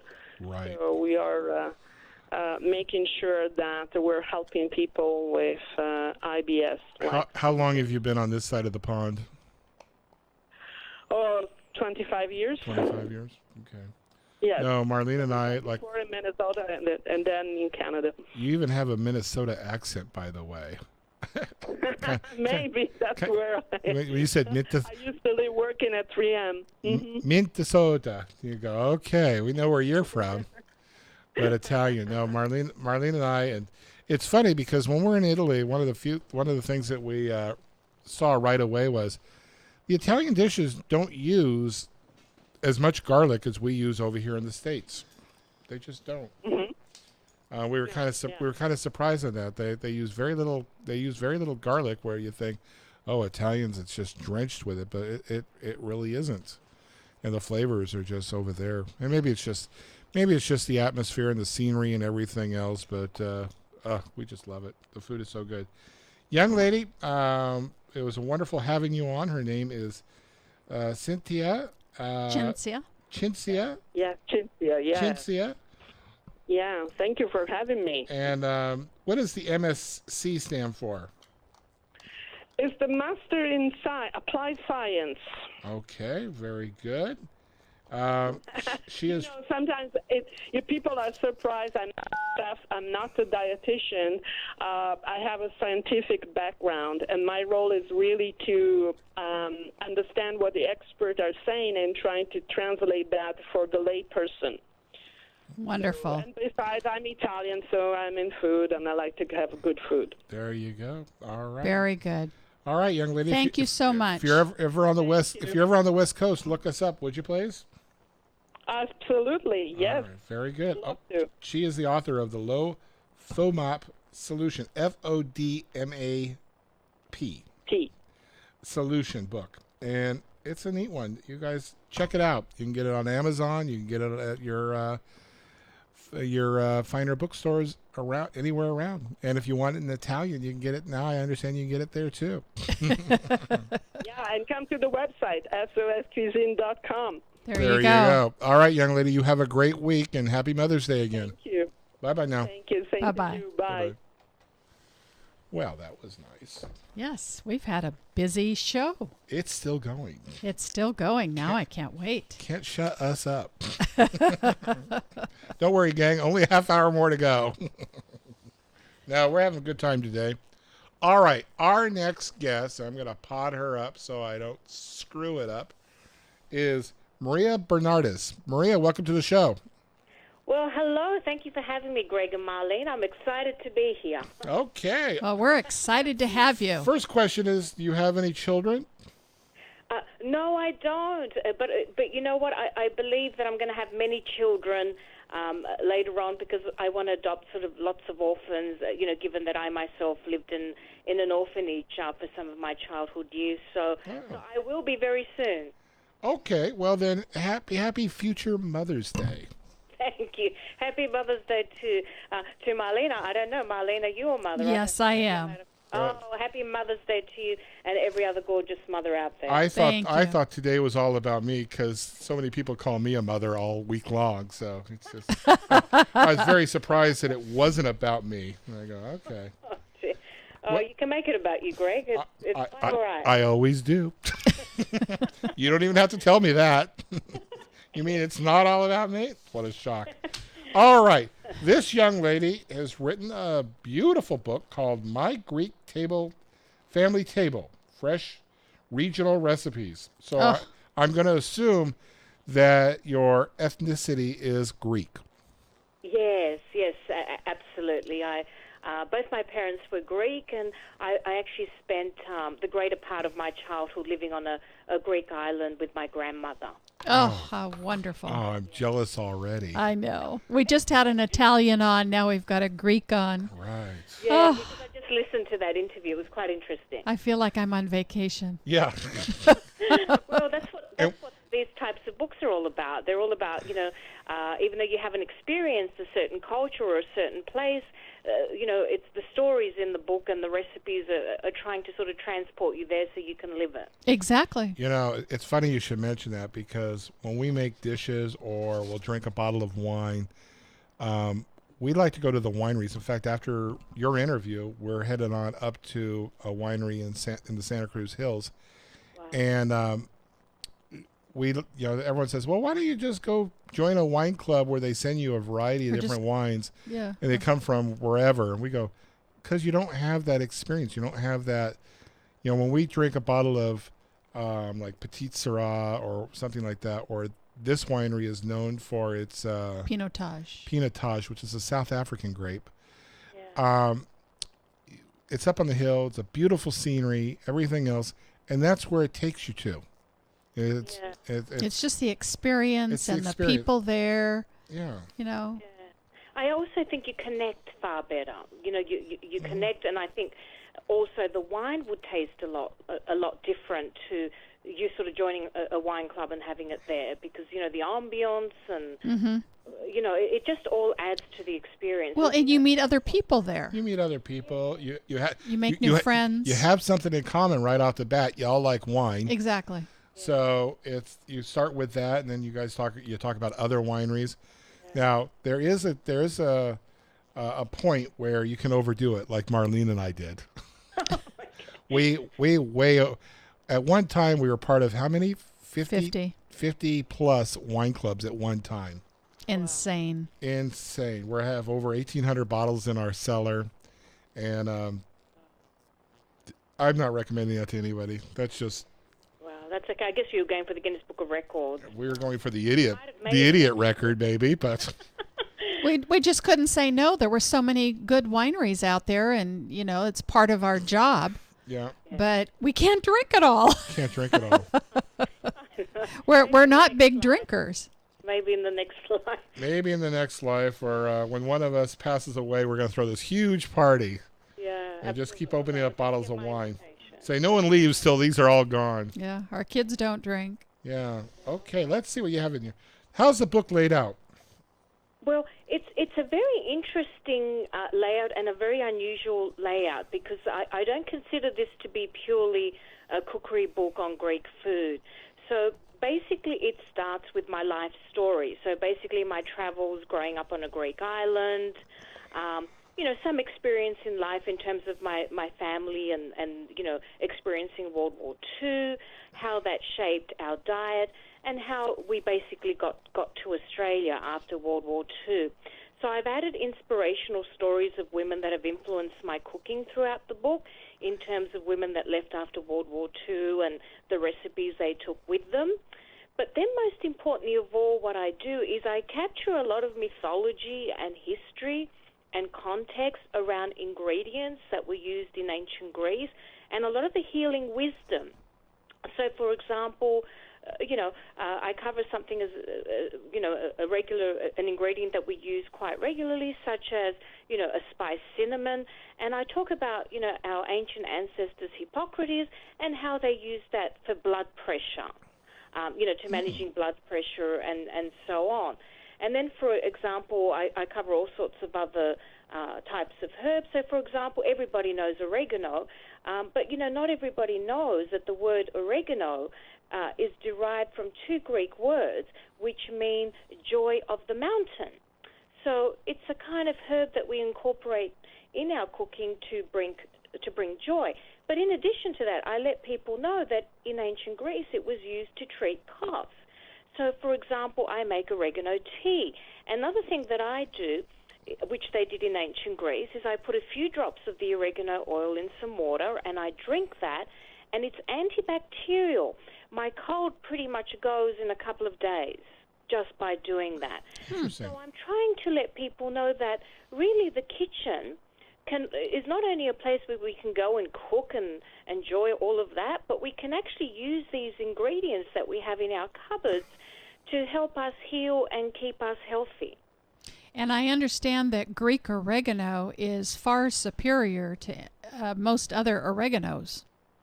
Yes, it is quite strong, and a lot of people are very surprised when they see oregano grow in Greece, because it can grow quite tall. So it's not this sort of small shrub or the small type of oregano that we see here, and it's really quite potent. Like, it has really high antioxidant and antibacterial properties. So, you know, as I said, we use it to cure tonsillitis, any sort of mouth ulcers, any sort of allergies. We also use it to treat, you know, any sort of itching and skin conditions. You know, we just boil the tea, let it cool down, and then put it on the sort of infected area. Maria, hang in there. We got to take a break. Oh, We'll be right back. Got a lot to go with you. I'm Greg. And I'm Marlene. You're listening to Flavors.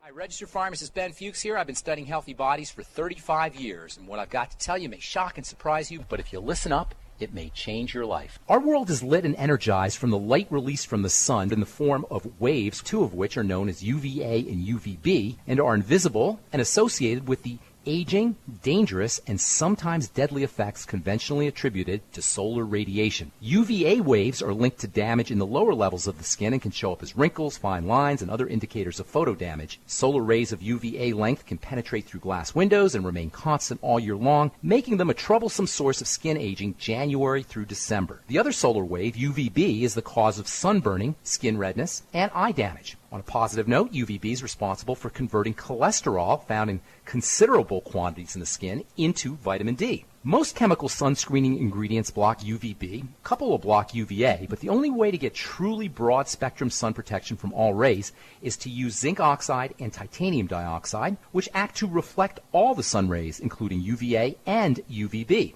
refracting them in their crystalline structure like a reflection in a mirror. And as far as overall sun safety goes, don't be misled by SPF, which is only an indicator of UVB protection and provides no information about shielding from UVA. That means that SPF is only a measurement of how well a product can help prevent sunburns and not an indicator of protection from wrinkles, skin aging, or cancer. Pharmacist Ben here, urging you to go to kscohealth.com to order Beyond Tangy Tangerine, the Healthy Start Pack, and other nutritional supplements that I personally use and recommend. You can purchase these premium quality products at wholesale prices online at kscohealth.com. That's kscohealth.com. I'm the pharmacist that believes that staying healthy and strong is not only about medicine, it's about giving your body the raw materials it needs to do its work. Go to kscohealth.com. Make sure you check out the cool videos too at kscohealth.com. That's kscohealth.com.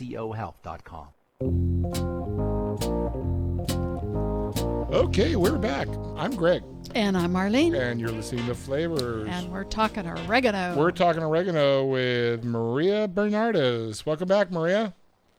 Thank you for having me back. I saw on page 27, how do you pronounce that word, Marlene? Halloumi. Halloumi, basil, and tomato salad. And I was looking through the ingredients, and she has her my favorite Greek herb, ouzo. Oh, it should be a herb, shouldn't it? It should be.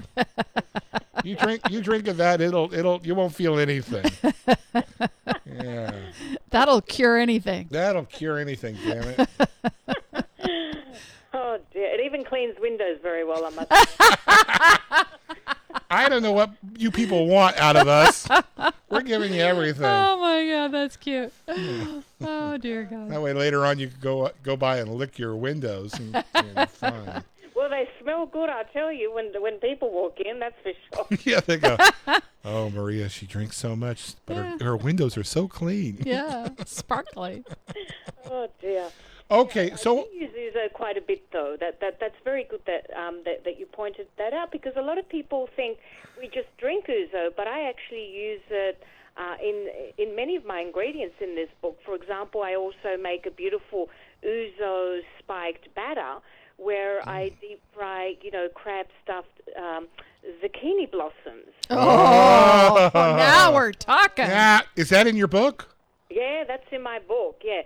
So once again, I use, the ouzo in the batter, and it adds this beautiful aniseedy sort of flavor to the beautiful batter, and then, deep fry those and serve them with lemon. So people are going to see some unusual ingredients being incorporated in some of these dishes, because I thought it was important to resurrect some ancient Greek ingredients that a lot of people are no longer using, and one of those is fish sauce, which a lot of people are going to be surprised with. Yeah, yep. That's an under. We keep fish sauce in the cupboard because I'll make my own kimchi. Oh, and love and I make that. Yeah, here it is: deep fried zucchini flowers stuffed with crab. Oh my gosh! Oh, now do you have a favorite brand of ouzo you like? Well, my favorite ouzos are the ones that come from the island of Lesbos. The reason why I always choose that variety of ouzo from that island is a lot of people don't know, but the origins of ouzo making started on the island of Lesbos. So I believe in going straight to the source. There you go. The island. Okay. So is there a brand that you could recommend? There's so many. One of them which I really like is Varbayani. Okay. Which is from the island of Lesbos, and they have a blue label and a green label. And they've been around for hundreds of years since the beginning of time when ouzo making started. So, and it's I find it very smooth and not as strong as other ouzos can. Yeah, we go to Italy, and I'm known as the grappa king over there. And there's like everything else, like tequila or whiskey or anything, or gin or vodka. There are different grades, and there's some that will burn your throat till the cows come home, and there are others that are so smooth, it's delicious. And Yes. So I tend to use barbagliani in all my cooking, especially because some of the recipes, like my ouzo spiked oysters, do have a lot of ouzo. So I want to use a good quality, smooth ouzo that's going to blend really nicely with lemon and fish sauce, which is, my ouzo spiked oysters, basically the ingredients that I use for that. And some people don't even pick up that there's something alcoholic. They think, oh, there's something smooth and licoricey here. And after they've had 6, they start to feel a bit tipsy and think, God, what's in this, Maria? It's actually ouzo. ouzo. You have snails with rosemary and garlic. Oh, I love snails.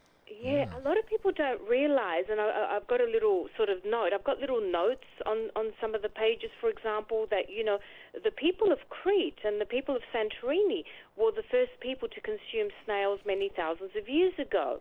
Another thing a lot of people don't realize is a lot of the supply of snails in the restaurants in France come from the island of Crete. Oh, really? Yes, the island of Crete has the best cultivation of snails, and they feed them, with organic feed, like organic rosemary, organic basil, and they're just extremely tasty. So I thought it was really important to put a dish there that's thousands of years old. In other words, this snail dish was, made thousands of years ago, because a lot of people don't associate snails with Greek cuisine. No, lamb phyllo, like meat pies, parcels. Yes. We love our lamb, as you can see. Oh, yeah, I love lamb. You got Hellenic meat pies. What do you do those in? Muffin tins? Yeah, I do them in muffin tins, and then they're just beautiful, especially, Open face. If people are watching, something on TV, some sort of sport or whatever. I think they're great to have little meat pies. They're easy to sort of pick up and eat, and delicious. Okay. Let's see. Deep fried artichokes with yogurt and walnut dip. Yeah. Okay. The artichokes, we know that the artichokes that are here in California are a lot different than the artichokes that we get in Italy. The Italian soil has got a lot more iron in it, so you get a lot more purple in the thistle than you do here. Yes. And in Greece there's a lot of really small artichokes that don't need a lot of cleaning. Right. Here we tend to find we remove most of it till we get to the tender part, and it's wasted. They're so wild, and they're so small, and so delicious, and minimal cleaning, because there's also a lot of potassium and magnesium in the soil. And in some parts of Greece, there's a lot of, like in Santorini, it's volcanic ash. So therefore, you find that artichoke is even more delicious there. Wow. And beautiful. So depending on which part of Greece you go to, you'll find something. And another thing I was trying to bring out in the book is a lot of people don't realize every region of Greece concentrates on one ingredient, and they do it well. So, for example, if you go to Grevena in, Macedonia, they are known for the mushrooms, and they have, believe it or not, over 100 edible varieties of wild mushrooms. So when you go there, all you have is mushroom liqueur, mushroom pies, mushroom bread. They just feature mushroom in every way that you can think of. And if you go to Santorini, they're known for the volcanic tomato. So they will have tomato spoon sweet, tomato pie, tomato fritter. So every region of Greece has its pie and its fritter and its salad, and it features that ingredient that it's known for. And so on. So I always say to people, when you travel around Greece, find out which ingredient each island or each place is known for, and focus on having dishes with that ingredient so you can really enjoy the dishes with that ingredient. Yeah, you got spanakopita in here. And gang, if you've never had a spanakopita, get this book. Try it out. You will not be disappointed. It's kind of the Greek version of... well, let me see if you have egg. Do you have egg in yours? Let's see here. Yeah, you I do put eggs in mine. I do also do a vegan version. It's not in the book, of course, but I also do a vegan version, for my friends that don't have sort of eggs or cheese. Yeah, what I was going to say, it's sort of like the Greek version of quiche, but not really, because you make it with phyllo dough. Yeah. And the way I did it was I lined a frying pan. Wow. With the phyllo dough and enough lapped over the side so I could fold it in. And then I put all the ingredients in. You mix all the ingredients up, and then I flap this phyllo dough over it, and then egg wash it, throw it in the oven. Then I get a big platter, and I put the platter on the top of the frying pan, a cast iron frying pan, and flip it over. Wow. And then lightly dust it with powdered sugar, and you slice it up like a pie. Delicious. Really, really good. Wonderful. You know what you've just reminded me of? A lot of people don't realize is that we also fry pies. We don't bake them. So if you go to the island of Crete, they get a frying pan and line it with phyllo pastry, put all the ingredients in there, and then put more phyllo pastry on top. Fry it have olive oil down the bottom, of course, of the frying pan. Fry it, flip it over, fry the other side, and that's what we normally have for breakfast. That's called a breakfast phyllo pie. Ooh. So what I sometimes do is fry some eggs, fry some bacon, remove it from the pan, put phyllo pastry, add the eggs and the bacon and some, beautiful feta, put some phyllo pastry on top and fry both sides, and you have the most amazing phyllo eggs and bacon pie for breakfast. Yum, yum. Yeah. Here is a ricotta cakes with fresh figs, poached. Oh, that looks really good. Yeah, gang. I love figs. The Greek islands, food. Greek food is wonderful. And on the West Coast anyway, you don't get a lot of opportunities to go have Greek food. I mean, it's not like Mexican restaurants, which are on every street corner, or continental cuisine or something We like have that. some Greek friends. We have Greek friends. Hey, Mama Papa, and Papa. Their last name is Pappas. Yeah. And Greek food is delicious. Do you have stuffed grape leaves in here? Yes, I do, and I also wrap the grape leaves in halloumi cheese and char grill that as well. Ooh. Summer barbecue weather, so there's quite a few barbecue recipes there. And, as I said before, we were talking about figs before. What I do is I also have little stories about, sort of figs. So, for example, figs in ancient Greece, represented a symbol of fertility and love, and were sort of dedicated, to Zeus and the goddess Aphrodite. And, I have funny little stories like Plato himself. He said, I ceased to be a philosopher when presented with a basket of figs. So there's some interesting little stories, philosophical things that are with the recipes that I thought, make it a nice little topical conversation piece if you're cooking one of these dishes for dinner. No, I couldn't agree with you more. And hey, guys, if you're thinking, oh, I'm not going to eat that, the Spartans came from Greece. They don't get any more manly man than the Spartans. Even the women over down there don't want to mess with them.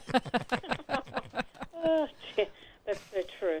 All right, young lady, we are pretty much. Do you have a favorite recipe in this book? Well, I have to say that they're all my favorite recipes. I'm a bit biased, but one of my favorite ones, I would have to say, and people won't know this one, is where I infuse prawns in Greek chewing gum, masticha, which is another unusual ingredient that has digestive healing properties, and then I wrap it up with Greek shredded phyllo pastry and lightly fry those. So you get, beautiful crispy prawns with an unusual Greek chewing gum flavor. Chewing gum? Chewing gum. Mm-hmm. Yep, masticha. So you just eat the chewing gum? Is it chewing gum or a flavor of chewing gum? Yeah, it's the flavor of chewing gum. It's, Oh. Masticha is the first form of chewing gum. It comes off a tree, and that's where the word masticate comes from, to chew. It's an ancient Greek word. And I infuse it in olive oil, and I melt it. And then I marinate the prawns in it, and then I wrap them with beautiful shredded phyllo, lightly fry them, and it gives them a beautiful, sweet aroma, but at the same time it aids as a digestive for the tummy if you have some sort of a digestive issue. Interesting. Maria, what's for dinner tonight? What are you cooking for dinner tonight?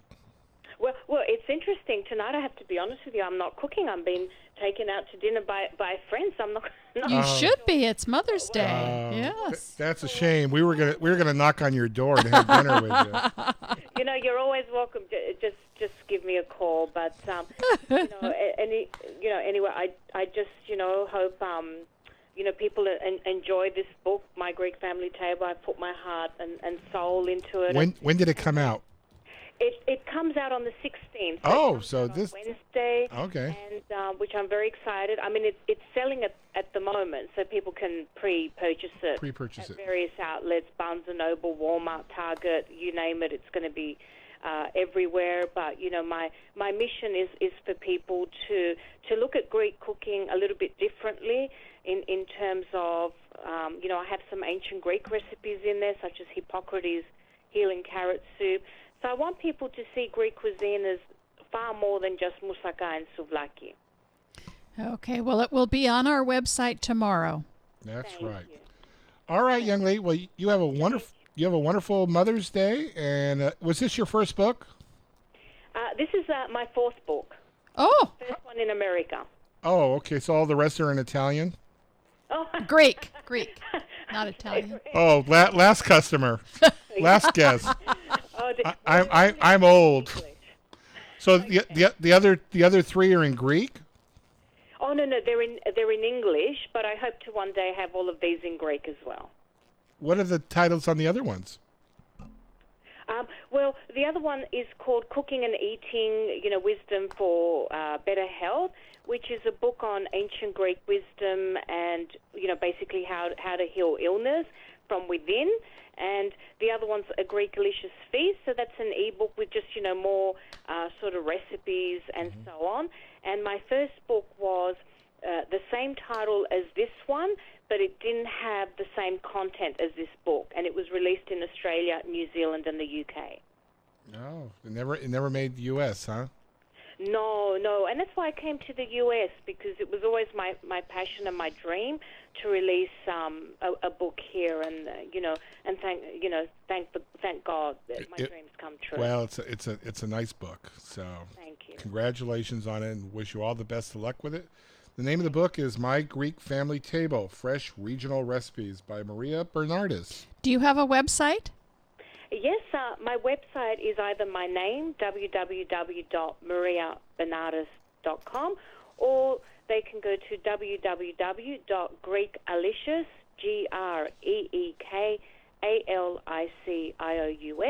GreekAlicious.nyc. Very good. Young lady, thank you very much. You have a great Mother's Day. Thank you, Greg and Marlene. Thank you. Bye-bye now. Well, gang, there goes the show. It went a lot smoother this week than last week. Had my honey back with me, so missed her. Hey, want to thank everybody. Want to thank, first off, all of our listeners. Can't do it without you. Our guests that we had on. We had a great show today. A lot of information out there. All our advertisers, once again, thank you. MZ, always a shout out and thanks. Jason, our man, holding the show together. And everybody else that I forgot to thank. Hey, remember, keep your hot foods hot. And your cold foods cold. And remember, flavor is everything. Happy Mother's Day, everybody. Bye. KSCO, Santa Cruz.